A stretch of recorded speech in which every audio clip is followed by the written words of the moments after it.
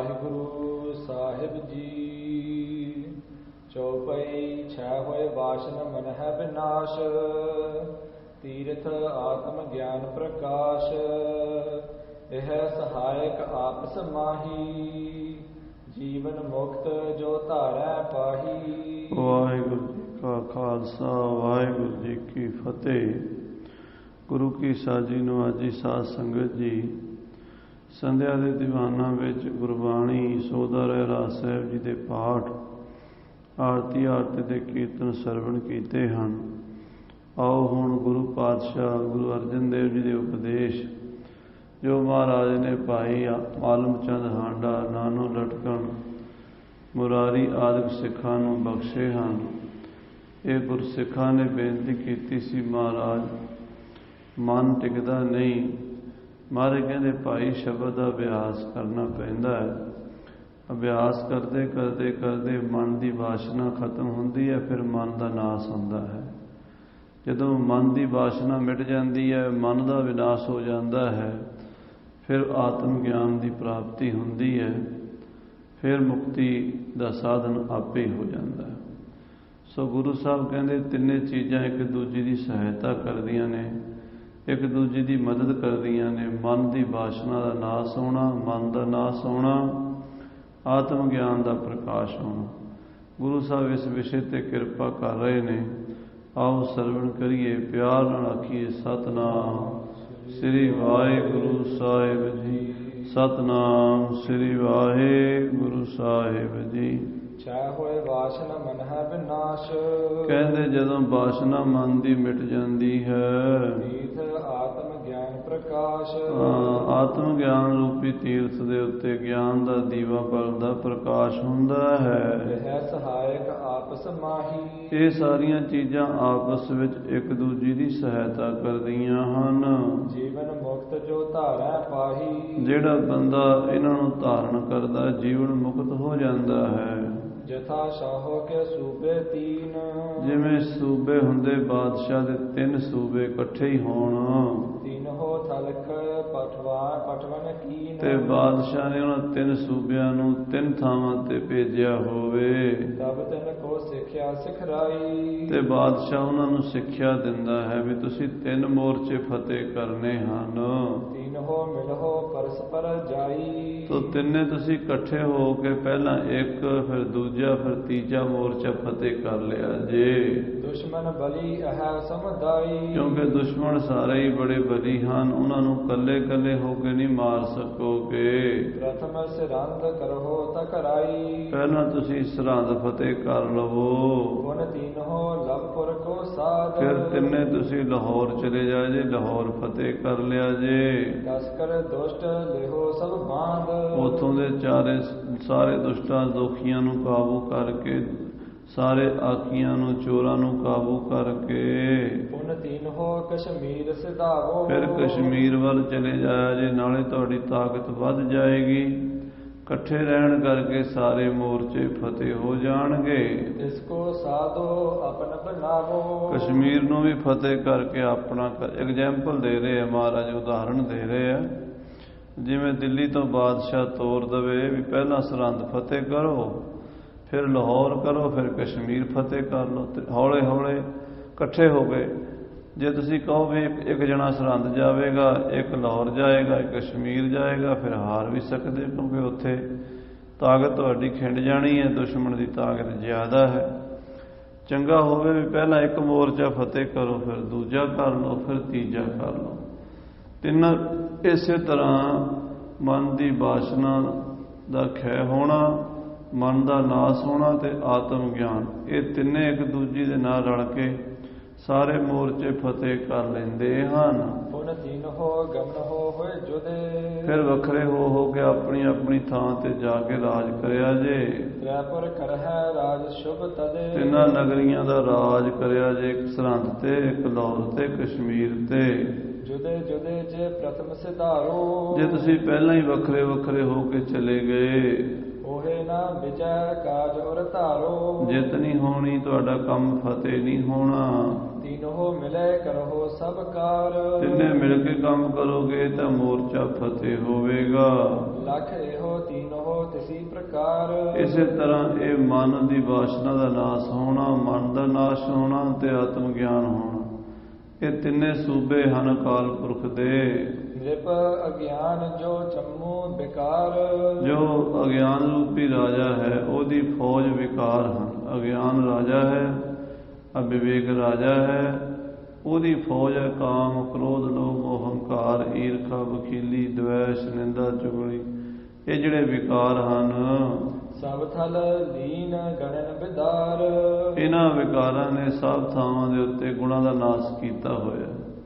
ਜਿਵੇਂ ਚੋਰ ਡਾਕੂ ਸਰਕਾਰ ਦੇ ਖਜ਼ਾਨੇ ਲੁੱਟ ਲੈਂਦੇ ਨੇ, ਲੋਕਾਂ ਨੂੰ ਪਰੇਸ਼ਾਨ ਕਰਦੇ ਨੇ, ਇਸੇ ਤਰ੍ਹਾਂ ਕਾਮ, ਕ੍ਰੋਧ, ਲੋਭ, ਅਹੰਕਾਰ, ਈਰਖਾ, ਵਖੀਲੀ, ਦਵੈਸ਼, ਨਿੰਦਾ, ਚੁਗਲੀ, ਇਹ ਜਿਹੜੇ ਔਗਣ ਹਨ ਇਹਨਾਂ ਨੇ ਸਤ, ਸੰਤੋਖ, ਦਇਆ, ਧਰਮ, ਸੱਚ, ਸ਼ੁਭ ਗੁਣਾਂ ਨੂੰ ਬਹੁਤ ਹਾਨੀ ਪਹੁੰਚਾਈ ਹੈ, ਬੜਾ ਨੁਕਸਾਨ ਪਹੁੰਚਾਇਆ ਹੈ।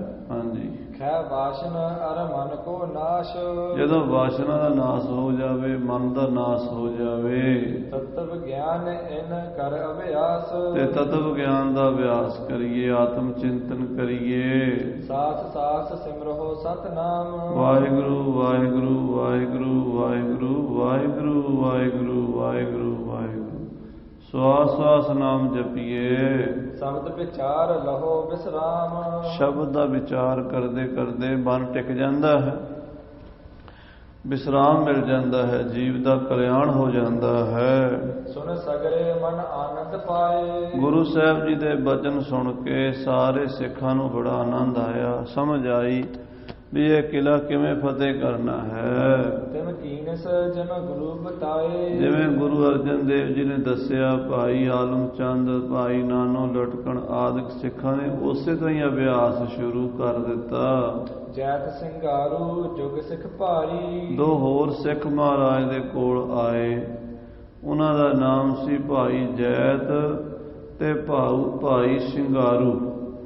ਭਾਈ ਸਿੰਘਾਰੂ ਤੇ ਭਾਈ ਜੈਤ ਇਹ ਗੁਰੂ ਅਰਜਨ ਦੇਵ ਜੀ ਦੇ ਸਿੱਖ ਬਣੇ ਹਨ। ਜੋਧਾ ਬੜੇ ਨਿਰਭੈ ਉਪਕਾਰੀ। ਇਹ ਬੜੇ ਯੋਧੇ ਸਨ, ਬੜੇ ਦਲੇਰ ਸਨ, ਜੰਗ ਯੁੱਧ ਵਿੱਚ ਲੜਨ ਵਾਲੇ ਸੂਰਮੇ ਸਨ, ਨਿਰਭੈ ਤੇ ਪਰਉਪਕਾਰੀ ਸਨ।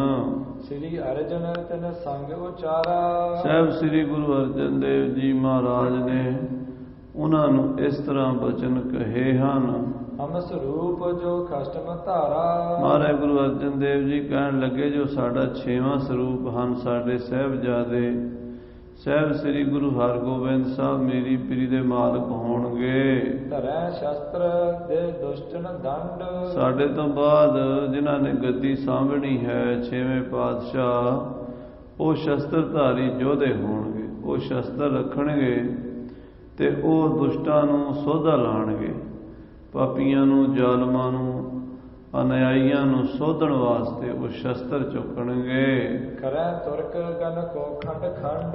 ਉਹ ਤੁਰਕਾਂ ਦੇ ਜਿਹੜੇ ਜ਼ਾਲਮਾਂ ਦੇ ਦੰਦ ਭੰਨਣਗੇ, ਉਹਨਾਂ ਦੁਸ਼ਟਾਂ ਦੇ ਟੋਟੇ ਟੋਟੇ ਕਰਨਗੇ ਜਿਹੜੇ ਪਾਪ ਕਰਦੇ ਹਨ, ਜ਼ੁਲਮ ਕਰਦੇ ਹਨ ਪ੍ਰਜਾ ਦੇ ਉੱਤੇ। ਆਯੁਧ ਵਿਦਿਆ ਕਰ ਅਭਿਆਸ। ਉਹਨਾਂ ਨੇ ਸ਼ਸਤਰ ਵਿਦਿਆ ਦਾ ਬਹੁਤ ਅਭਿਆਸ ਕਰਨਾ ਹੈ ਤੇ ਪੰਜਾਬ ਦੇ ਗੱਭਰੂ ਨੌਜਵਾਨਾਂ ਨੂੰ ਸ਼ਸਤਰ ਫੜਾ ਕੇ ਫੌਜ ਤਿਆਰ ਕਰਨੀ ਹੈ। ਬੜੇ ਬੜੇ ਯੋਧੇ ਗੁਰੂ ਹਰਗੋਬਿੰਦ ਸਾਹਿਬ ਦੀ ਫੌਜ 'ਚ ਭਰਤੀ ਹੋਣੇ ਹਨ। ਆਉਣ ਵਾਲੇ ਸਮੇਂ ਵਿੱਚ ਗੁਰੂ ਘਰ ਦਾ ਤੌਰ ਤਰੀਕਾ ਕੁਝ ਬਦਲੇਗਾ। ਅੱਗੇ ਦੇ ਸੰਤਾਂ ਵਾਲੀ ਬਿਰਤੀ ਸੀ, 6ਵੇਂ ਜਾਮੇ ਵਿੱਚ ਯੋਧਿਆਂ, ਸੂਰਬੀਰ, ਬਹਾਦਰਾਂ ਵਾਲੀ ਬਿਰਤੀ ਵੀ ਆ ਜਾਏਗੀ। ਹਾਂਜੀ, ਮੀਰਨ ਕੀ ਮੀਰੀ ਲੈ ਪਾਸ। ਮੀਰਾਂ ਦੀ ਮੀਰੀ ਖੋਹ ਲੈਣਗੇ, ਪੀਰਾਂ ਦੀ ਪੀਰੀ ਪ੍ਰਾਪਤ ਕਰ ਲੈਣਗੇ। ਉਹਨਾਂ ਦੇ ਕੋਲ ਦੋਵੇਂ ਸ਼ਕਤੀਆਂ ਹੋਣਗੀਆਂ, ਮੀਰੀ ਦੀ ਔਰ ਪੀਰੀ ਦੀ। ਹਾਂਜੀ, ਸ਼ਬਦ ਪ੍ਰੀਤ ਕਰ ਚਿਤ ਇਮ ਦੇ। ਉਹ ਗੁਰੂ ਕੇ ਸਿੱਖਾਂ ਨੂੰ ਇਸ ਤਰ੍ਹਾਂ ਸ਼ਬਦ ਨਾਲ ਜੋੜਨਗੇ, ਬਾਣੀ ਨਾਲ ਜੋੜਨਗੇ, ਇੰਨਾ ਕੁ ਪ੍ਰੇਮ ਬਾਣੀ ਦਾ ਮਨ ਵਿੱਚ ਭਰ ਦੇਣਗੇ। ਪੀਰਨ ਕੀ ਪੀਰੀ ਹਰ ਲੈ। ਉਹ ਪ੍ਰੇਮ ਦੇ ਨਾਲ ਪੀਰੀ ਖੋਹ ਲੈਣਗੇ, ਪੀਰੀ ਲੈ ਲੈਣਗੇ। ਪੀਰੀ ਕੀ ਹੈ? ਪਰਮੇਸ਼ਰ ਦੀ ਭਗਤੀ, ਸਿਮਰਨ, ਮਹਾਂਪੁਰਸ਼ ਬੰਦਗੀ ਵਾਲੇ ਪੀਰ, ਫਕੀਰ, ਸਾਧੂ, ਸੰਤ ਹੁੰਦੇ। ਉਹ ਮਹਾਰਾਜ ਸੱਚੇ ਪਾਤਸ਼ਾਹ ਪੀਰਾਂ ਦੇ ਪੀਰ ਵੀ ਹੋਣਗੇ। ਹਾਂਜੀ, ਨਿਰਪ ਕੋ ਲਵਣ ਖਾਤ ਹੈ ਜੋਏ, ਤੇ ਮੀਰਾਂ ਦੇ ਮੀਰ ਹੋਣਗੇ। ਰਾਜਿਆਂ ਮਹਾਰਾਜਿਆਂ ਤੋਂ ਵੱਡੇ ਬਾਦਸ਼ਾਹ ਹੋਣਗੇ ਗੁਰੂ ਹਰਗੋਬਿੰਦ ਸਾਹਿਬ। ਸ਼ਸਤਰਧਾਰੀ ਫੌਜ ਰੱਖਣਗੇ। ਤੁਸੀਂ ਭਾਈ ਉਹਨਾਂ ਦੀ ਫੌਜ 'ਚ ਭਰਤੀ ਹੋਇਆ ਜੀ। ਭਾਈ ਜੈਤ ਸਿੰਘਾਰੂ ਨੂੰ ਗੁਰੂ ਅਰਜਨ ਦੇਵ ਜੀ ਪਹਿਲਾਂ ਹੀ ਦੱਸ ਰਹੇ ਨੇ, ਭਵਿੱਖ ਬਚਨ ਕਰ ਰਹੇ ਨੇ ਕਿ ਆਉਣ ਵਾਲਾ ਸਮਾਂ ਇੱਦਾਂ ਦਾ ਆਉਣਾ, ਸਾਡੇ ਸਾਹਿਬਜ਼ਾਦੇ ਨੇ ਮੀਰੀ ਪੀਰੀ ਦੀਆਂ ਤੇਗਾਂ ਧਾਰਨ ਕਰਨੀਆਂ, ਫੌਜਾਂ ਬਣਾਉਣੀਆਂ, ਤੁਸੀਂ ਉਹਨਾਂ ਦੇ ਨਾਲ ਰਹਿਣਾ। ਤੇ ਤੁਹਾਡਾ ਧਰਮ ਇਹ ਹੁੰਦਾ ਯੋਧੇ ਦਾ, ਸ਼ਸਤਰਧਾਰੀ ਦਾ ਵੀ, ਜਿਹਦੀ ਨੌਕਰੀ ਕਰੀਏ, ਜਿਹਦਾ ਲੂਣ ਖਾਈਏ, ਉਹਦੇ ਨਾਂ ਤੋਂ, ਉਹਦੇ ਹੁਕਮ ਦੇ ਵਿੱਚ ਮਰ ਮਿਟਣਾ। ਪੁਰਜਾ ਪੁਰਜਾ ਘਟ ਮਰੈ, ਕਬੂ ਨਾ ਛਾੜੈ ਖੇਤ। ਲੂਣ ਸਾਹਿਬ ਦਾ ਖਾਏ ਕੇ, ਕਹਿੰਦੇ ਆਪਣੇ ਮਾਲਕ ਦਾ ਲੂਣ ਖਾਧਾ, ਜਿਹਦੀ ਨੌਕਰੀ ਕੀਤੀ ਹੈ, ਉਹਦਾ ਸਾਥ ਨਹੀਂ ਛੱਡਣਾ। ਨਿਮਕ ਹਰਾਮੀ ਨਹੀਂ ਹੋਣਾ, ਨਿਮਕ ਹਲਾਲ ਹੋਣਾ। ਹਾਂਜੀ, ਨਿਜ ਸਰੀਰ ਕੋ ਅਰਪੈ ਸੋਏ, ਜਿਸ ਮਾਲਕ ਦਾ ਲੂਣ ਖਾਧਾ ਹੈ, ਜਿਹਦੇ ਕੋਲੋਂ ਤਨਖਾਹ ਲੈਂਦੇ ਆ, ਜਿਹਦੇ ਨੌਕਰ ਲੱਗੇ ਆ, ਉਹਦੇ ਅੱਗੇ ਆਪਣਾ ਸੀਸ ਅਰਪਣ ਕਰ ਦੇਵੇ, ਉਹਦੇ ਵਾਸਤੇ ਆਪਣੀ ਜਾਨ ਵੀ ਕੁਰਬਾਨ ਕਰ ਦੇਵੇ। ਯੋਧੇ ਦਾ ਇਹ ਧਰਮ ਹੈ। ਸਭ ਤੋਂ ਔਖਾ ਧਰਮ ਯੋਧੇ ਦਾ ਹੀ ਹੁੰਦਾ ਸਾਧ ਸੰਗਤ। ਹਾਂਜੀ, ਹਲਤ ਪਲਤ ਮਹਿ ਹਮ ਸੁਖ ਦਾ ਹੈ। ਮਹਾਰਾਜ ਕਹਿੰਦੇ ਜਿਹੜਾ ਸਾਡੇ ਇਸ ਉਪਦੇਸ਼ ਨੂੰ ਕਮਾਉਂਦਿਆਂ ਹੋਇਆਂ ਆਪਣੇ ਮਾਲਕ ਦੇ ਵਾਸਤੇ ਆਪਣੀ ਜਾਨ ਦੀ ਪਰਵਾਹ ਨਹੀਂ ਕਰਦਾ, ਜਾਨ ਦੀ ਬਾਜੀ ਲਾ ਦਿੰਦਾ, ਭਾਵ ਜੰਗ ਦੇ ਮੈਦਾਨ ਵਿੱਚ ਮਰ ਮਿਟਣ ਨੂੰ ਤਿਆਰ ਬਰ ਤਿਆਰ ਰਹਿੰਦਾ। ਗੁਰੂ ਅਰਜਨ ਦੇਵ ਜੀ ਕਹਿੰਦੇ ਅਸੀਂ ਉਹਦੀ ਇੱਥੇ ਵੀ ਰਾਖੀ ਕਰਦੇ ਹਾਂ, ਉਹਦੇ ਅੱਗੇ ਵੀ ਰਾਖੀ ਕਰਦੇ ਹਾਂ। ਹਲਤ ਪਲਤ ਵਿੱਚ ਅਸੀਂ ਉਹਨੂੰ ਸੁੱਖ ਦਿੰਦੇ ਹਾਂ। ਹਾਂਜੀ, ਇਹ ਭੁਗਤ ਉਤ ਮੁਕਤੀ ਧੈ ਹੈ। ਇੱਥੇ ਉਹਨੂੰ ਸੰਸਾਰ 'ਚ ਸਾਰੇ ਸੁੱਖ, ਖਾਣ ਪੀਣ ਦੀਆਂ ਸਹੂਲਤਾਂ, ਰੋਟੀ ਕੱਪੜੇ ਮਕਾਨ ਦੀਆਂ ਮਹਾਰਾਜ ਕਹਿੰਦੇ ਅਸੀਂ ਦਿੰਦੇ ਹਾਂ। ਮਰਨ ਤੋਂ ਬਾਅਦ ਉਹਨੂੰ ਮੁਕਤੀ ਵੀ ਦਿੰਦੇ ਹਾਂ। ਜੰਗ ਦੇ ਵਿੱਚ ਸ਼ਹੀਦੀ ਪਾ ਗਿਆ, ਲੜਦਾ ਹੋਇਆ, ਉਹਨੂੰ ਹੋਰ ਕੁਝ ਕਰਨ ਦੀ ਲੋੜ ਨਹੀਂ, ਉਹ ਮੁਕਤ ਹੋ ਜਾਂਦਾ ਹੈ। ਹਾਂਜੀ, ਮਹਾ ਘੋਰ ਕਲਯੁਗ ਕੋ ਕਾਲ। ਮਹਾਰਾਜ ਕਹਿੰਦੇ ਕਲਯੁਗ ਦਾ ਸਮਾਂ ਬੜਾ ਘੋਰ, ਕਲਯੁਗ ਦਾ ਸਮਾਂ ਆ ਰਿਹਾ, ਭਿਆਨਕ ਸਮਾਂ ਆ ਰਿਹਾ ਅੱਗੇ। ਗੁਰੂ ਅਰਜਨ ਦੇਵ ਜੀ ਕਹਿੰਦੇ ਦਿਨੋਂ ਦਿਨ ਕਲਯੁਗ ਜਵਾਨ ਹੋ ਰਿਹਾ, ਵੱਡਾ ਹੋ ਰਿਹਾ। ਜਿਉਂ-ਜਿਉਂ ਕਲਯੁਗ ਜਵਾਨ ਹੋ ਰਿਹਾ, ਇਹਦੇ ਵਿੱਚ ਪਾਪ ਵਧਣਗੇ, ਬੁਰਾਈਆਂ ਵਧਣਗੀਆਂ। ਹਾਂਜੀ, ਨਿਜ ਸਿੱਖਣ ਹਮ ਲੇਹ ਸੰਭਾਲ। ਕਲਯੁਗ ਦੇ ਸਮੇਂ 'ਚ ਅਸੀਂ ਆਪਣੇ ਸਿੱਖਾਂ ਦੀ ਬਾਂਹ ਫੜਾਂਗੇ। ਜਿਹੜੇ ਸਿੱਖ ਸਾਡੇ ਜਹਾਜ਼ ਤੇ ਚੜ੍ਹਨਗੇ, ਜਿਹੜੇ ਸਾਡੇ ਬਚਨ ਮੰਨਣਗੇ, ਜਿਹੜੇ ਗੁਰੂ ਨਾਨਕ ਸਾਹਿਬ ਦੀ ਸਿੱਖਿਆ ਨੂੰ ਸੁਣਨਗੇ, ਉਹਨਾਂ ਨੂੰ ਅਸੀਂ ਸੰਭਾਲ ਲਾਂਗੇ। ਬਾਕੀ ਹੁਣ ਜਿਹੜਾ ਗੁਰੂ ਦੇ ਜਹਾਜ਼ ਤੇ ਚੜ੍ਹਦਾ ਹੀ ਨਹੀਂ, ਉਹਦਾ ਹੁਣ ਗੁਰੂ ਕੀ ਕਰੇ। ਕਬੀਰ ਸਾਚਾ ਸਤਿਗੁਰ ਕਿਆ ਕਰੈ, ਜੋ ਸਿੱਖਾਂ ਮੈਂ ਚੂਕ, ਅੰਧੇ ਏਕ ਨਾ ਲਾਗਈ, ਜਿਉ ਬਾਂਸ ਬਜਾਈਐ ਫੂਕ। ਮਹਾਰਾਜ ਕਹਿੰਦੇ ਜਿਹੜੇ ਸਾਡੇ ਸਿੱਖ ਹੋਣਗੇ, ਉਹਨਾਂ ਨੂੰ ਅਸੀਂ ਕਲਯੁਗ ਦੇ ਪਹਿਰੇ ਵਿੱਚ, ਕਲਯੁਗ ਤੋਂ ਬਚਾਵਾਂਗੇ। ਹਾਂਜੀ, ਹੋਰ ਹਰ ਗੋਬਿੰਦ ਟਿਕ ਰਹੀਏ। ਹੇ ਭਾਈ ਜੈਤ, ਹੇ ਭਾਈ ਸਿੰਘਾਰੂ, ਤੁਸੀਂ ਸ੍ਰੀ ਹਰਗੋਬਿੰਦ ਜੀ ਦੀ ਫੌਜ 'ਚ ਭਰਤੀ ਹੋ ਜਾਇਆ ਜੇ, ਉਹਨਾਂ ਦੇ ਕੋਲ ਰਹੋ। ਉਹ ਸ਼ਸਤਰ ਵਿਦਿਆ ਦਾ ਬਹੁਤ ਅਭਿਆਸ ਕਰਦੇ ਨੇ, ਤੁਸੀਂ ਉਹਨਾਂ ਦੇ ਨਾਲ ਰਲ ਕੇ ਸ਼ਸਤਰ ਵਿਦਿਆ ਦਾ ਅਭਿਆਸ ਕਰਿਆ ਕਰੋ। ਆਗਿਆ ਮਾਨ ਸਰਬ ਸੁਖ ਲਹੀਏ। ਸ੍ਰੀ ਹਰਗੋਬਿੰਦ ਜੀ ਦਾ ਹੁਕਮ ਮੰਨ ਕੇ, ਉਹਨਾਂ ਦੀ ਆਗਿਆ ਮੰਨ ਕੇ ਸੁਖ ਪਾਓਗੇ। ਤਿਨ ਕੇ ਸੰਗ ਯੁੱਧ ਕੋ ਕਰਕੇ। ਉਹਨਾਂ ਦੇ ਨਾਲ ਰਹਿ ਕੇ ਯੁੱਧ ਕਰੋ।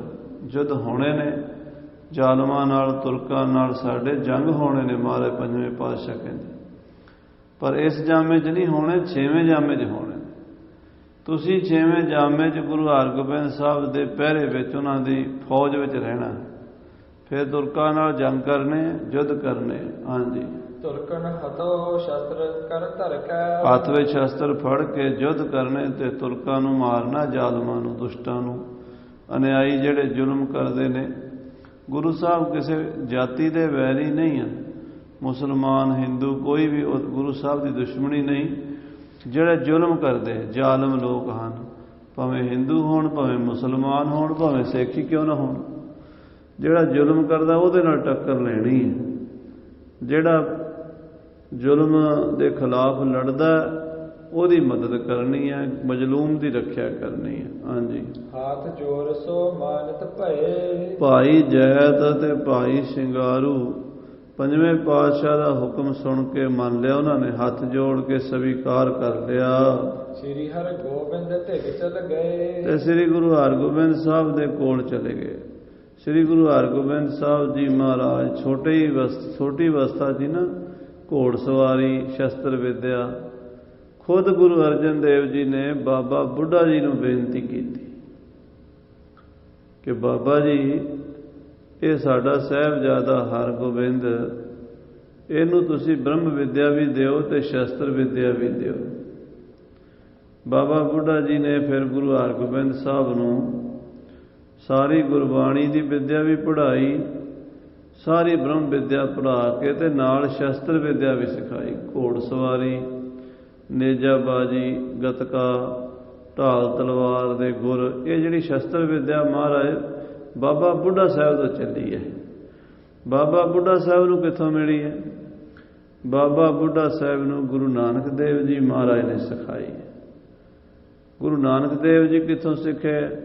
ਧੁਰ ਸੱਚਖੰਡ ਅਕਾਲ ਪੁਰਖ ਪਰਮੇਸ਼ਰ ਆਪ ਸਾਰੀ ਵਿਦਿਆ ਨੂੰ ਬਣਾਉਣ ਵਾਲੇ, ਸਾਰੀ ਵਿਦਿਆ ਨੂੰ ਰਚਣ ਵਾਲੇ ਆਪ ਗੁਰੂ ਨਾਨਕ ਦਾ ਰੂਪ ਧਾਰ ਕੇ ਆਏ।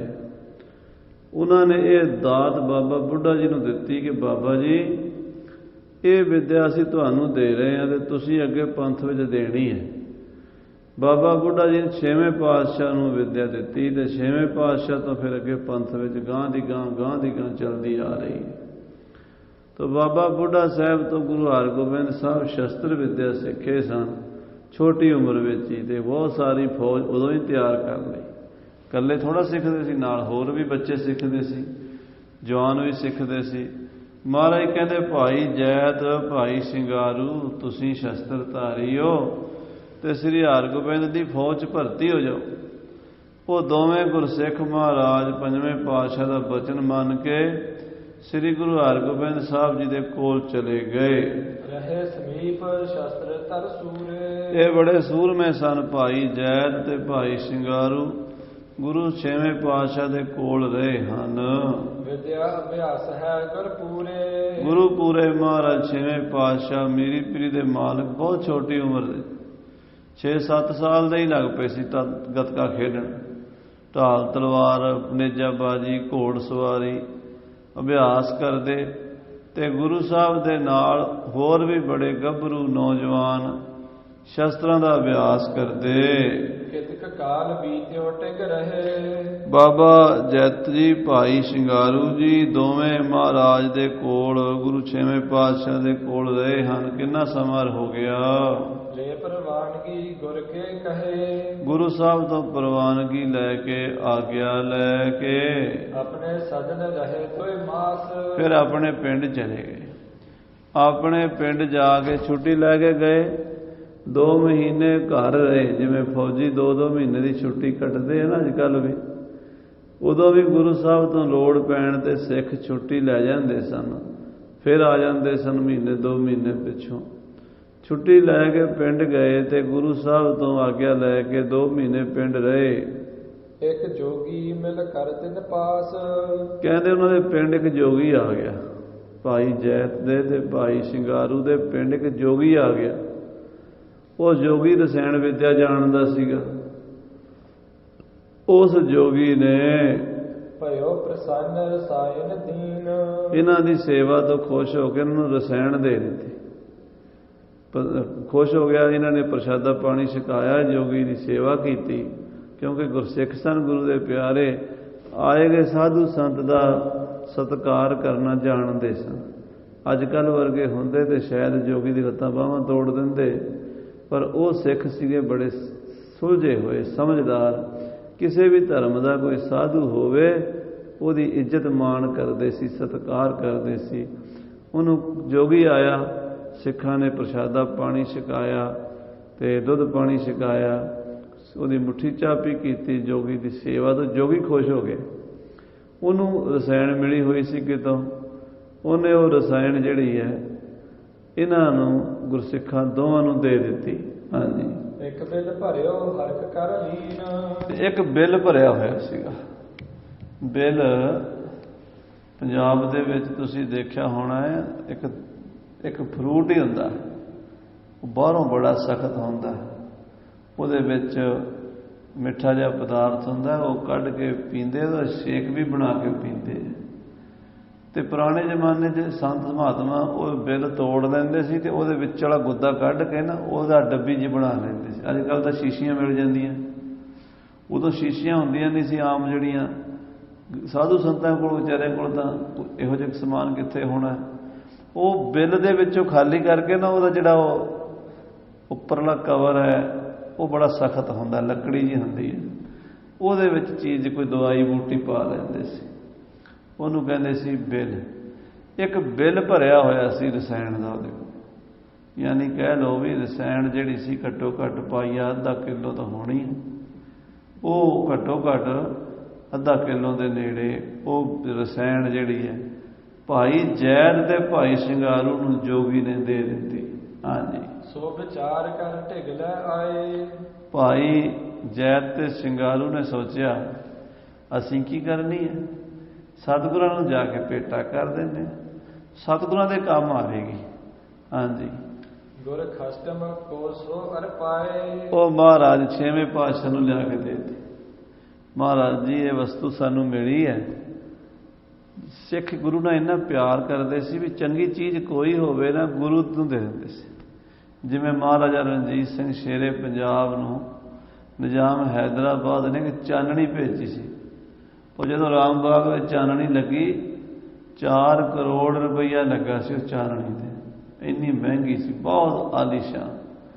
ਉਹ ਇੰਨੀ ਕੀਮਤੀ ਚਾਨਣੀ ਮਹਾਰਾਜਾ ਰਣਜੀਤ ਸਿੰਘ ਕਹਿੰਦੇ ਮੇਰੇ ਤੇ ਤਾਂ ਕਿਉਂ ਲਾਈ ਹੈ, ਤੇ ਗੁਰੂ ਰਾਮਦਾਸ ਦੇ ਦਰਬਾਰ 'ਚ ਲੱਗਣੀ ਚਾਹੀਦੀ।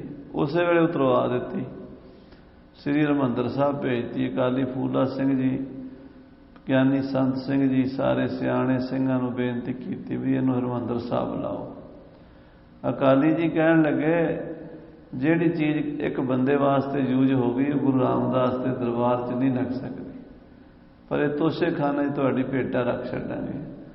ਉਹ ਅਜੇ ਤੱਕ ਸਾਂਭੀ ਪਈ ਸੀ। 1984 'ਚ ਗੋਲਾ ਲੱਗਣ ਕਰਕੇ ਉਹ ਚਾਨਣੀ ਸਾਧ ਸੰਗਤ ਜੀ ਸੜ ਗਈ ਹੈ, ਪਰ ਮਹਾਰਾਜ ਰਣਜੀਤ ਸਿੰਘ ਦਾ ਪਿਆਰ ਸੀ ਨਾ, ਵਧੀਆ ਚੀਜ਼ ਕੋਈ ਹੋਵੇ ਗੁਰੂ ਨੂੰ ਭੇਟਾ ਕਰ। ਆਪਣੇ ਪੋਤਰੇ ਵਾਸਤੇ ਮਹਾਰਾਜੇ ਨੇ ਸਿਹਰਾ ਬਣਾਇਆ 9 ਲੱਖ ਰੁਪਈਏ ਦਾ, ਨੌ ਨਿਹਾਲ ਸਿੰਘ ਵਾਸਤੇ। ਉਹਦੀ ਬਰਾਤ ਜਾਣੀ ਸੀ, ਨੌ ਨਿਹਾਲ ਦਾ ਸਿਹਰਾ ਬਣਿਆ 9 ਲੱਖ ਦਾ। ਜਦੋਂ ਸਿਹਰਾ ਤਿਆਰ ਹੋਇਆ ਵੇਖਿਆ, ਕਹਿਣ ਲੱਗੇ ਇਹ ਨੌ ਨਿਹਾਲ ਨੂੰ ਤਾਂ ਹੋਰ ਬਣਾ ਦਿਓ, ਇਹ ਗੁਰੂ ਰਾਮਦਾਸ ਦੇ ਦਰਬਾਰ 'ਚ ਭੇਟਾ ਕਰੋ ਹਰਿਮੰਦਰ ਸਾਹਿਬ। ਅਜੇ ਤੱਕ ਉਹ ਸਿਹਰਾ ਤੋਸ਼ੇ ਖਾਨੇ 'ਚ ਸਾਂਭਿਆ ਹੋਇਆ ਮਹਾਰਾਜਾ ਸਾਹਿਬ ਦੇ ਪੋਤਰੇ ਦਾ। ਸੋ ਕਹਿਣ ਦਾ ਭਾਵ ਹੈ ਵੀ ਸਿੱਖਾਂ ਦੇ ਮਨ 'ਚ ਹੁੰਦਾ ਵੀ ਚੰਗੀ ਚੀਜ਼ ਸਾਨੂੰ ਮਿਲੀ, ਗੁਰੂ ਨੂੰ ਦੇ ਦਿਓ। ਭਾਈ ਜੈਤ ਭਾਈ ਸ਼ਿੰਗਾਰੂ ਜੀ ਉਹ ਜਿਹੜੀ ਰਸਾਇਣ ਸੀਗੀ ਨਾ ਗੁਰੂ ਸਾਹਿਬ ਕੋਲ ਲੈ ਆਏ, ਮਹਾਰਾਜ 6ਵੇਂ ਪਾਤਸ਼ਾਹ ਨੂੰ ਭੇਟਾ ਕਰ ਦਿੱਤੀ। ਹਾਂਜੀ, ਲੱਗੇ ਸੁਨਾਵਨ ਗੁਣ ਹੈ ਭਾਰੇ। ਤੇ ਉਹ ਰਸਾਇਣ ਦੇ ਗੁਣ ਵੀ ਗੁਰੂ ਸਾਹਿਬ ਨੂੰ ਜੋ ਜੋਗੀ ਨੇ ਦੱਸਿਆ ਸੀਗਾ, ਉਹਨਾਂ ਨੇ ਉਹਦੇ ਬਾਰੇ ਗੁਰੂ ਸਾਹਿਬ ਨੂੰ ਵੀ ਦੱਸਿਆ। ਹਾਂਜੀ, ਦਇਓ ਸਿੱਖ ਨੇ ਪਾਰਦ ਮਾਰੇ। ਇਹ ਮਹਾਰਾਜ ਜੀ ਇਸ ਪਾਰਾ ਮਾਰਿਆ ਹੋਇਆ, ਪਾਰੇ ਨੂੰ ਭਸਮ ਕੀਤਾ ਹੋਇਆ। ਇਹਦੇ ਵਿੱਚ ਬਹੁਤ ਰਸਾਇਣਾਂ ਪਾ ਕੇ, ਇਹ ਕੋਈ ਆਮ ਚੀਜ਼ ਨਹੀਂ, ਜੋਗੀ ਨੇ ਬੜੀ ਮਿਹਨਤ ਕਰਕੇ ਇਹ ਚੀਜ਼ ਤਿਆਰ ਕੀਤੀ ਹੋਈ ਹੈ। ਹਾਂਜੀ, 52 ਤੋਲੇ ਰੱਤੀ ਪਾਓ। ਹੇ ਮਹਾਰਾਜ 52 ਤੋਲੇ ਤਾਂਬਾ ਹੋਵੇ, ਕਾਪਰ ਹੋਵੇ, ਤੇ ਉਸ ਦੇ ਵਿੱਚ 1 ਰੱਤੀ ਇਹ ਪਾ ਦਿਓ। ਹਾਂਜੀ, ਸੁੰਦਰ ਕੰਚਨ ਕਰਤ ਸੁਹਾਓ। 52 ਤੋਲੇ 'ਚ 1 ਰੱਤੀ, ਇੰਨੀ ਸਾਰੀ ਚੂੰਡੀ ਕੋ ਪਾਣੀ ਹੈ। ਰੱਤੀ ਸਾਧ ਸੰਗਤ ਜੀ ਇੱਥੋਂ ਦੇ ਬੱਚਿਆਂ ਨੇ ਤਾਂ ਨਹੀਂ ਦੇਖੀ, ਪਰ ਪੰਜਾਬ 'ਚ ਆਪਾਂ ਰੱਤੀ ਬੜੀ ਦੇਖੀ, ਲਾਲ ਜਿਹੇ ਰੰਗ ਦੀ ਹੁੰਦੀ, ਉਹਦਾ ਅਗਲੇ ਪਾਸੇ ਕਾਲਾ ਜਿਹਾ ਮੂੰਹ ਹੁੰਦਾ, ਸੋਨਾ ਤੋਲਣ ਦੇ ਕੰਮ ਹੁੰਦੀ, ਯਾਨੀ ਕਿ ਕਣਕ ਦੇ 2 ਦਾਣੇ ਜਿੰਨਾ ਭਾਰ ਹੁੰਦਾ ਹੈ, ਛੋਲਿਆਂ ਦੇ ਦਾਣੇ ਨਾਲੋਂ ਛੋਟੀ ਹੁੰਦੀ ਹੈ ਉਹ ਜਿਹੜੀ ਰੱਤੀ ਹੁੰਦੀ ਹੈ। ਕਹਿੰਦੇ ਰੱਤੀ ਜਿੰਨਾ ਇਹ ਰਸਾਇਣ ਤਾਂਬੇ 'ਚ ਪਾ ਦਿਓ, 52 ਤੋਲੇ ਤਾਂਬਾ ਹੋਵੇ, ਅਤੇ 1 ਰੱਤੀ ਪਾ ਦਿਓ, ਸੋਨਾ ਬਣ ਜਾਂਦਾ। ਹਾਂਜੀ, 1 ਚਾਵਲ ਪਰ ਨਰ ਜੇ ਖਾਵੇ। ਜੇ 1 ਚਾਵਲ ਦੇ ਭਾਰ ਜਿੰਨੀ 8 ਚੌਲਾਂ ਦਾ ਇੱਕ ਰੱਤੀ ਹੁੰਦੀ ਹੈ। ਜਿਹੜੇ ਪੁਰਾਣੇ ਜ਼ਮਾਨੇ 'ਚ ਤੋਲਦੇ ਸੀ, ਅੱਜ ਕੱਲ੍ਹ ਦਾ ਨਾ ਗ੍ਰਾਮ, ਅਤੇ ਫਿਰ ਉਸ ਤੋਂ ਬਾਅਦ 10 ਗ੍ਰਾਮ 20 ਗ੍ਰਾਮ ਇੱਦਾਂ ਤੋਲਦੇ ਹੈ। 100 ਗ੍ਰਾਮ 200 ਗ੍ਰਾਮ 1000 ਗ੍ਰਾਮ ਦਾ ਕਿਲੋ ਹੁੰਦਾ ਅੱਜ ਕੱਲ੍ਹ।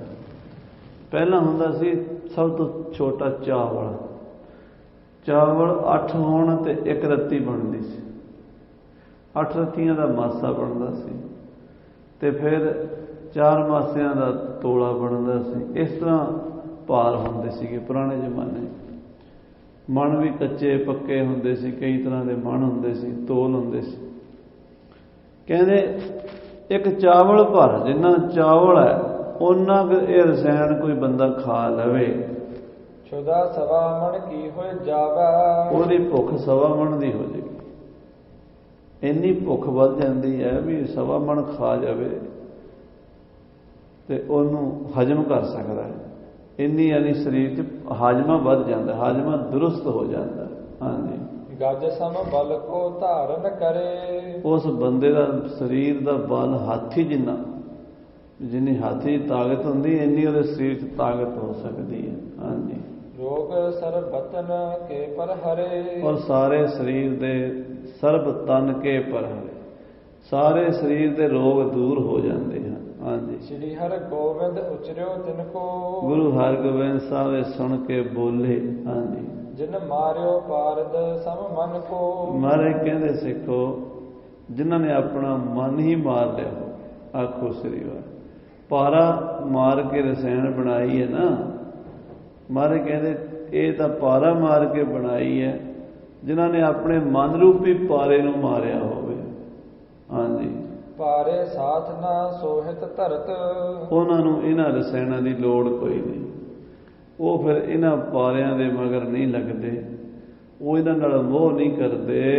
ਜੋ ਤਾਂਬੇ ਤੇ ਕੰਚਨ ਕਰਤ, ਜਿਹੜਾ ਤਾਂਬੇ ਨੂੰ ਸੋਨਾ ਬਣਾਉਣ ਵਾਲੀ ਰਸਾਇਣ ਹੈ ਪਾਰੇ ਦੀ ਬਣੀ ਹੋਈ, ਉਹ ਲੋੜ ਨਹੀਂ, ਕਿਉਂਕਿ ਮਨ ਮਾਰ ਲਿਆ ਹੈ। ਮਨ ਮਾਰੇ ਗੁਣ ਪਾਏ ਅਨੂਪ, ਮਨ ਮਾਰ ਕੇ ਤੇ ਬੜੇ ਗੁਣ ਪ੍ਰਾਪਤ ਹੁੰਦੇ ਨੇ। ਉਹ ਗੁਣ ਪ੍ਰਾਪਤ ਹੁੰਦੇ ਨੇ, ਸੋਨੇ ਨਾਲੋਂ ਬਹੁਤ ਵੱਡੀ ਖੇਡ ਹੁੰਦੀ ਹੈ ਉਹ। ਹਾਂਜੀ, ਜੀਵ ਬਨ ਹੈ ਪਰਮੇਸ਼ਰ ਰੂਪ, ਮਨ ਮਾਰਨ ਨਾਲ ਇਹ ਜੀਵ ਪਰਮੇਸ਼ਰ ਰੂਪ ਬਣ ਜਾਂਦਾ। ਸੋਨਾ ਪਾ ਕੇ ਕੀ ਬਣੇਗਾ?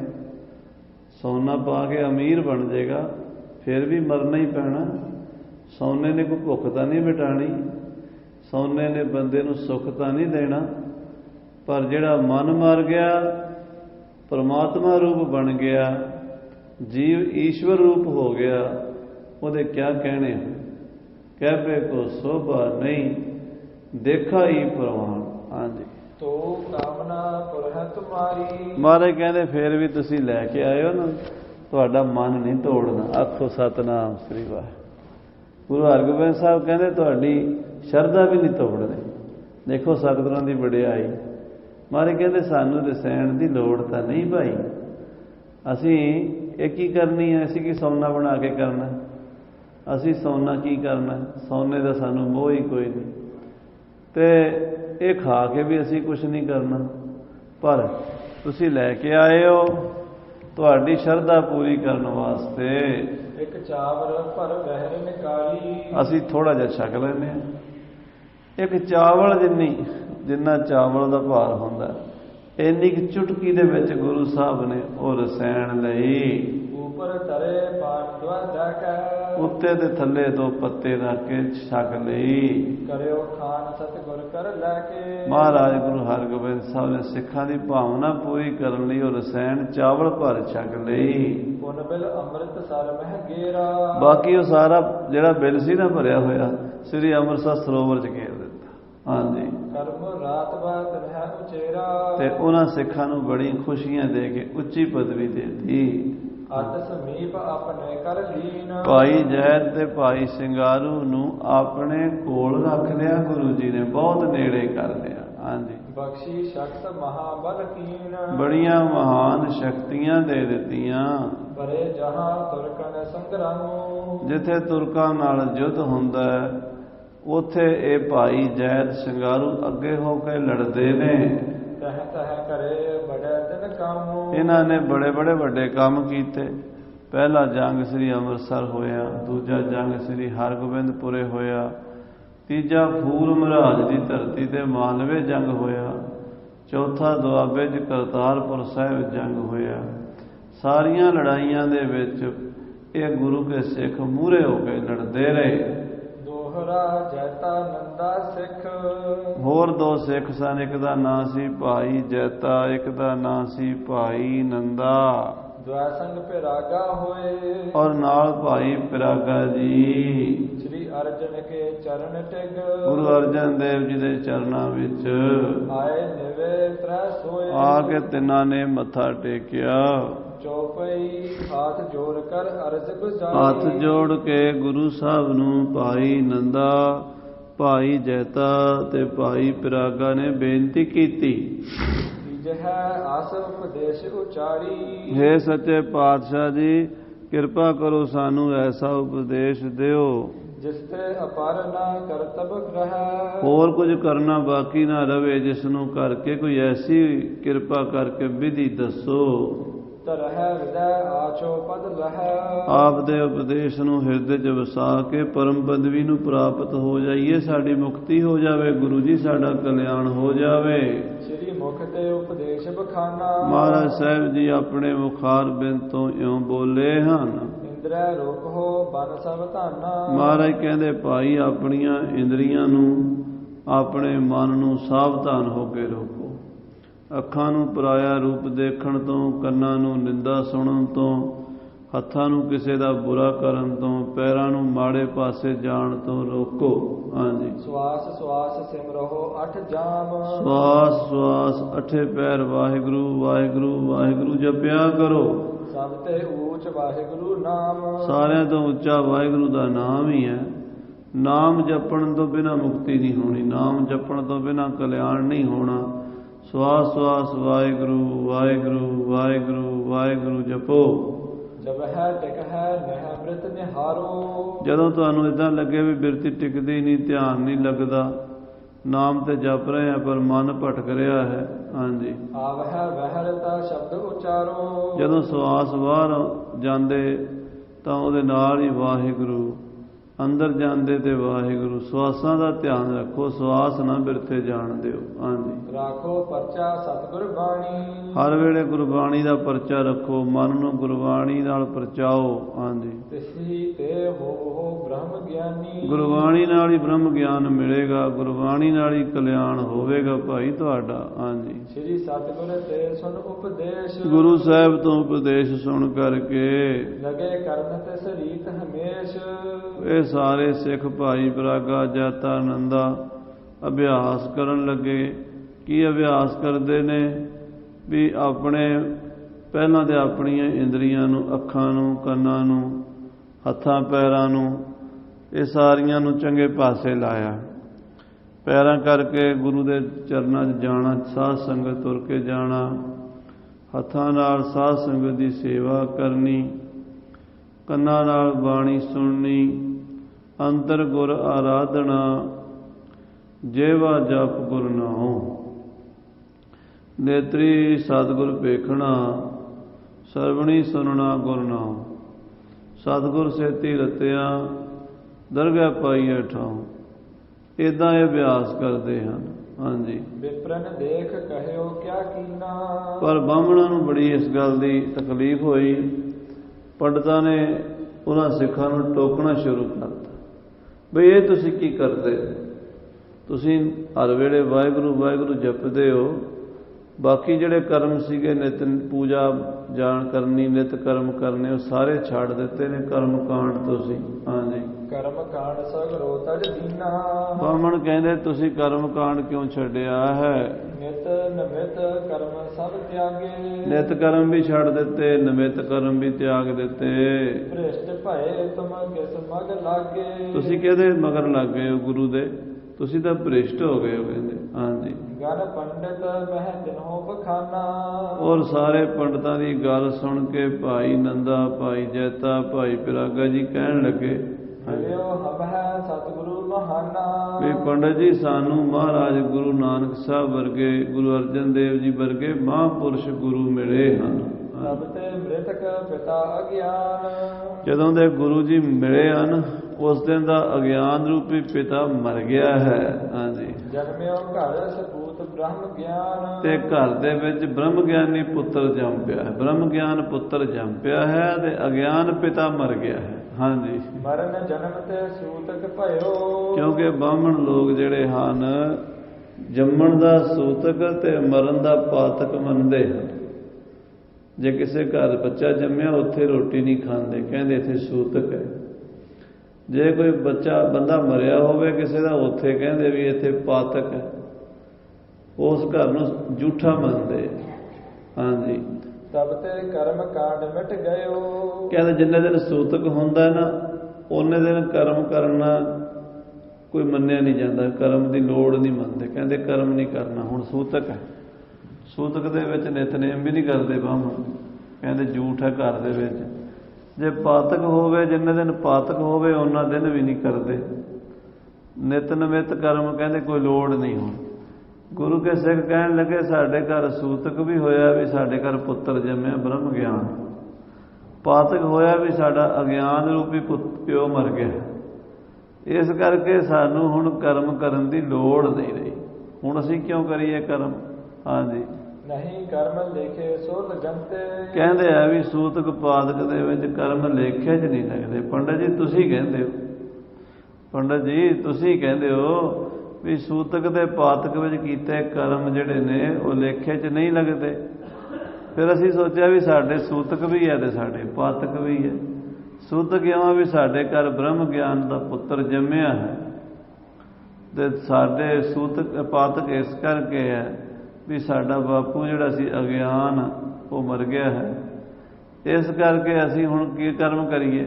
ਹਾਂਜੀ, ਜਿਨ ਕੇ ਸੂਤਕ ਹੋਤ ਭਨੰਤੇ, ਤੁਸੀਂ ਪੰਡਤ ਜੀ ਦੱਸਦੇ ਹੋ ਵੀ ਜਿਨ੍ਹਾਂ ਦੇ ਘਰ ਸੂਤਕ ਹੁੰਦਾ ਹੈ ਉਹਨਾਂ ਨੂੰ ਕਰਮ ਲੇਖੇ 'ਚ ਨਹੀਂ ਲੱਗਦਾ, ਉਹਨਾਂ ਦਾ ਕੋਈ, ਉਹਨਾਂ ਨੂੰ ਕਰਨ ਦੀ ਲੋੜ ਨਹੀਂ। ਜੇ ਕਰਨ ਵੀ ਤਾਂ ਉਹਦਾ ਫਾਇਦਾ ਕੋਈ ਨਹੀਂ। ਹਾਂਜੀ, ਹੀ ਹਮ ਸੁਨੇ ਸੁਭਾਤ, ਤੁਹਾਡੇ ਤੋਂ ਹੀ ਪੰਡਤ ਜੀ ਇਹ ਗੱਲ ਸੁਣੀ ਹੈ ਵੀ ਜਿਹੜੇ ਘਰ 'ਚ ਕੋਈ ਜੰਮਿਆ ਹੋਵੇ ਜਾਂ ਜਿਹੜੇ ਘਰ 'ਚ ਕੋਈ ਮਰਿਆ ਹੋਵੇ ਉਸ ਘਰ ਦਾ ਕਰਮ ਲੇਖੇ 'ਚ ਨਹੀਂ ਲੱਗਦਾ। ਅਸੀਂ ਹੁਣ ਕਰਮ ਕਰਾਂਗੇ ਤੇ ਲੇਖੇ ਲੱਗਣਾ ਨਹੀਂ, ਕਿਉਂਕਿ ਸਾਡਾ ਬ੍ਰਹਮ ਗਿਆਨ ਰੂਪੀ ਪੁੱਤਰ ਸਾਡੇ ਘਰ ਜੰਮਿਆ, ਅਗਿਆਨ ਰੂਪੀ ਬੁੱਢਾ ਸਾਡਾ ਮਰ ਗਿਆ। ਹਾਂਜੀ, ਤਿਆਗੇ ਕਰਮ ਜਾਨ ਬਖਿਆਤ, ਇਹ ਜਾਣ ਕੇ ਅਸੀਂ ਕਰਮ ਤਿਆਗ ਦਿੱਤੇ ਹਨ। ਹਾਂਜੀ, ਕਹੋ ਜੇ ਸੂਤਕ ਥੋੜੋ ਰਹਾ, ਜੇ ਤੁਸੀਂ ਆਖੋ ਪੰਡਤ ਕਹਿੰਦੇ ਸੂਤਕ ਥੋੜੇ ਦਿਨ ਹੀ ਰਹਿੰਦਾ, ਸੂਤਕ 40 ਦਿਨ ਰਹਿੰਦਾ ਤੇ ਇਹਨੇ ਕੋਈ ਕਿਸੇ ਘਰ ਪਾਤਕ 13 ਦਿਨ ਰਹਿੰਦਾ, ਕਿਸੇ ਦੇ 17 ਦਿਨ ਰਹਿੰਦਾ, ਕੋਈ ਕਹਿੰਦੇ 1.25 ਸਾਲ ਰਹਿੰਦਾ। ਸੂਤਕ ਦੇ ਪਾਤਕ ਥੋੜੇ ਦਿਨ ਰਹਿੰਦੇ ਆ। ਹਾਂਜੀ, ਗੁਰ ਕੀ ਆਗਿਆ ਇਸ ਬਿਦ ਤਾਂ ਪੰਡਤ ਜੀ ਸਾਡੇ ਗੁਰੂ ਦਾ ਇਹ ਹੁਕਮ ਹੈ ਨਾਭੀ ਤੇ ਜਬ ਉਪਜੈ ਸਵਾਸ, ਕਿ ਸਾਡੇ ਰੋਜ਼ ਹੀ ਰਹਿੰਦਾ। ਉਹ ਕਿਵੇਂ ਰਹਿੰਦਾ? ਇਹ ਜਿਹੜੀ ਧੁਨੀ ਹੈ ਨਾਭੀ ਹੈ, ਇੱਥੋਂ ਸਵਾਸ ਪੈਦਾ ਹੁੰਦਾ। ਹਾਂਜੀ, ਤਬ ਤੋਂ ਜਨਮ ਸੋ ਹੋਤ ਪ੍ਰਕਾਸ਼, ਜਦੋਂ ਸਵਾਸ ਇੱਥੋਂ ਪੈਦਾ ਹੁੰਦਾ ਉਹਦਾ ਜਨਮ ਹੁੰਦਾ ਸਵਾਸ ਦਾ। ਹਾਂਜੀ, ਵਹਿਰ ਨਾਸਕਾ ਤੇ ਨਿਕਸਾਏ, ਜਦੋਂ ਉਹ ਨੱਕ ਤੋਂ ਬਾਹਰ ਨਿਕਲ ਜਾਂਦਾ ਸਵਾਸ ਮਰ ਜਾਂਦਾ। ਹਾਂਜੀ, ਤਬ ਤਿਨ ਕੋ ਮਰ ਨੋ ਹੋਇ ਜਾਏ, ਸਵਾਸ ਇੱਥੋਂ ਜੰਮਦਾ ਇੱਥੇ ਮਰਦਾ ਤੇ ਮਿੰਟ ਮਿੰਟ ਕੰਮ ਚੱਲੀ ਜਾਂਦਾ, ਸਕਿੰਟ ਸਕਿੰਟ ਲਗਾਤਾਰ। ਸੋ ਪੰਡਤ ਜੀ ਸਾਡੇ ਘਰ ਸੂਤਕ ਤੇ ਪਾਤਕ ਹਮੇਸ਼ਾ ਹੀ ਰਹਿੰਦਾ। ਹਾਂਜੀ, ਸੂਤਕ ਬਿਨਾ ਕਰਮ ਕੋ ਸਮੈ, ਸੂਤਕ ਤੋਂ ਬਿਨਾਂ ਅਸੀਂ ਰਹਿੰਦੇ ਹੀ ਨਹੀਂ। ਸਾਡੇ ਹਰ ਵੇਲੇ ਕੋਈ ਜੰਮ ਰਿਹਾ ਤੇ ਹਰ ਵੇਲੇ ਕੋਈ ਮਰ ਰਿਹਾ। ਸੋ ਪੰਡਤ ਜੀ ਅਸੀਂ ਕਰਮ ਕਿਵੇਂ ਕਰੀਏ? ਕਿਉਂਕਿ ਪੰਡਤ ਕਹਿੰਦੇ ਆ ਵੀ ਸੂਤਕ ਪਾਤਕ ਵਿੱਚ ਕੀਤਾ ਕਰਮ ਲੇਖੇ ਨਹੀਂ ਲੱਗਦਾ। ਸਿੱਖ ਕਹਿੰਦੇ ਸਾਡੇ ਸੂਤਕ ਪਾਤਕ ਹਮੇਸ਼ਾ ਹੀ ਹੈ। ਇੱਕ ਤਾਂ ਇਹ ਹੈ ਵੀ ਅਗਿਆਨ ਰੂਪੀ ਬੁੱਢਾ ਮਰ ਗਿਆ ਤੇ ਬ੍ਰਹਮ ਗਿਆਨ ਰੂਪੀ ਪੁੱਤਰ ਜੰਮਿਆ, ਇਹ ਸੂਤਕ ਹੈ। ਦੂਜਾ ਹਰ ਵੇਲੇ ਸਵਾਸ ਜੰਮ ਰਿਹਾ ਤੇ ਹਰ ਵੇਲੇ ਮਰ ਰਿਹਾ, ਇਹ ਸੂਤਕ ਹੈ। ਫਿਰ ਪੰਡਤ ਜੀ ਅਸੀਂ ਸੁੱਚੇ ਕਦੀ ਹੁੰਦੇ ਹੀ ਨਹੀਂ। ਜੇਕਰ ਸੂਤਕ ਮੰਨਿਆ ਸਭ ਤੇ ਸੂਤਕ ਹੋਏ, ਗੋਹੇ ਅਤੇ ਲੱਕੜੀ ਅੰਦਰ ਕੀੜਾ ਹੋਏ। ਅਸੀਂ ਹੁਣ ਕਿਹੜਾ ਕਰਮ ਕਰੀਏ? ਸਾਥੋਂ ਕਰਮ ਨਹੀਂ ਹੁੰਦੇ ਹੁਣ। ਹਾਂਜੀ, ਰਹੇ ਵਿਚਾਰ ਨਾ ਪ੍ਰਾਪਤ ਹਮੈ। ਅਸੀਂ ਬੜੇ ਵਿਚਾਰ ਕੀਤੀ, ਸਾਨੂੰ ਉਹ ਟਾਈਮ ਨਹੀਂ ਮਿਲਿਆ ਜਿਹੜੇ ਟਾਈਮ ਤੇ ਸੂਤਕ ਨਾ ਹੋਵੇ। ਹਾਂਜੀ, ਸਵਾਸ ਸਵਾਸ ਮਹਿ ਨਾਮੇ ਧਾਰਾ। ਇਸ ਕਰਕੇ ਸਾਡੇ ਗੁਰੂ ਨੇ ਕਿਹਾ ਵੀ ਨਾਲ ਨਾਮ ਜਪੀ ਜਾਓ, ਸਵਾਸ ਸਵਾਸ ਵਾਹਿਗੁਰੂ ਵਾਹਿਗੁਰੂ ਜਪੀ ਜਾਓ। ਹਾਂਜੀ, ਰਾਖਤ ਹੈ ਸਤਿਗੁਰੂ ਉਚਾਰਾ। ਗੁਰੂ ਸਾਹਿਬ ਦਾ ਹੁਕਮ ਮੰਨ ਕੇ ਅਸੀਂ ਨਾਮ ਹੀ ਜਪਦੇ ਹਾਂ। ਹਾਂਜੀ, ਸੁਨਤ ਵਿਪਰ ਦੂਸ਼ਣ ਹੋਏ ਰਹੇ। ਇਹ ਸੁਣ ਕੇ ਪੰਡਤ ਚੁੱਪ ਕਰ ਗਏ। ਰਹੇ ਵਿਚਾਰ ਨਾ ਉੱਤਰ ਲਹੇ। ਵਿਚਾਰ ਤਾਂ ਬੜੀ ਕੀਤੀ, ਪਰ ਗੁਰੂ ਸਾਹਿਬ ਸੱਚੇ ਪਾਤਸ਼ਾਹ ਦੇ ਸਿੱਖਾਂ ਦਾ ਜਵਾਬ ਨਹੀਂ ਉਹ ਦੇ ਸਕੇ, ਲਾਜਵਾਬ ਹੋ ਗਏ। ਸਿੱਖਾਂ ਨੇ ਗੱਲ ਹੀ ਇਸ ਢੰਗ ਨਾਲ ਕੀਤੀ। ਸਾਨੂੰ ਪਤਾ ਹੋਵੇ ਨਾ ਵੀ ਪੰਡਤਾਂ ਨੂੰ ਗੱਲ ਕਰਨੀ ਹੈ ਤਾਂ ਹੀ ਅਸੀਂ ਕਰ ਸਕਾਂਗੇ, ਤੇ ਜੇ ਸਾਨੂੰ ਪਤਾ ਹੀ ਨਹੀਂ ਵੀ ਪੰਡਤਾਂ ਨਾਲ ਗੱਲ ਕਿਵੇਂ ਕਰਨੀ ਹੈ, ਕਿਵੇਂ ਚੁੱਪ ਕਰਾਉਣਾ ਉਹਨਾਂ ਨੂੰ, ਫਿਰ ਅਸੀਂ ਕਿਵੇਂ ਕਰ ਸਕਦੇ। ਸੋ ਉਹਨਾਂ ਦੇ ਜਿਹੜੇ ਸਵਾਲ ਨੇ ਉਹਨਾਂ ਦੇ ਗ੍ਰੰਥ ਪੜ੍ਹ ਕੇ ਪਤਾ ਲੱਗਦਾ। ਇਸ ਕਰਕੇ ਉਹ ਪੁਰਾਣੇ ਸਿੱਖ ਬੜੇ ਸਿਆਣੇ, ਬੜੇ ਸਮਝਦਾਰ, ਬੜੇ ਪੜ੍ਹੇ ਲਿਖੇ, ਬੜੇ ਸੁਲਝੇ ਹੁੰਦੇ ਸਨ। ਉਹਨਾਂ ਨੇ ਪੰਡਤਾਂ ਨੂੰ ਚੁੱਪ ਕਰਾਤਾ। ਅੱਜ ਕੱਲ੍ਹ ਵਰਗੇ ਡਾਂਗ ਸੋਢਾ ਭਾਵੇਂ ਚਲਾ ਲੈਣ, ਉਹ ਵੀ ਨਹੀਂ ਚੱਲਦਾ ਸਾਡੇ ਕੋਲੋਂ, ਤੇ ਗੱਲ ਦਾ ਜਵਾਬ ਨਹੀਂ ਬਿਲਕੁਲ ਦੇ ਸਕਦੇ ਪੰਡਤਾਂ ਨੂੰ। ਅਸੀਂ ਰੌਲਾ ਪਾਉਣ ਜੋਗੇ ਹਾਂ। ਸਾਧ ਸੰਗਤ ਜੀ, ਸਾਨੂੰ ਪਤਾ ਹੋਣਾ ਚਾਹੀਦਾ ਕਿ ਗੁਰੂ ਦਾ ਸਿਧਾਂਤ ਕੀ ਹੈ, ਅਨਮਤਾਂ ਦਾ ਸਿਧਾਂਤ ਕੀ ਹੈ, ਫਿਰ ਉਹਦੀ ਗੱਲ ਨੂੰ ਉਹਦੇ ਗੱਲ ਨਾਲ ਹੀ ਜਵਾਬ ਦੇਣਾ। ਅਗਲੇ ਦੀ ਗੱਲ ਦੇ ਵਿੱਚੋਂ ਹੀ ਅਗਲੇ ਦੀ ਗੱਲ ਦਾ ਜਵਾਬ ਦੇਣਾ।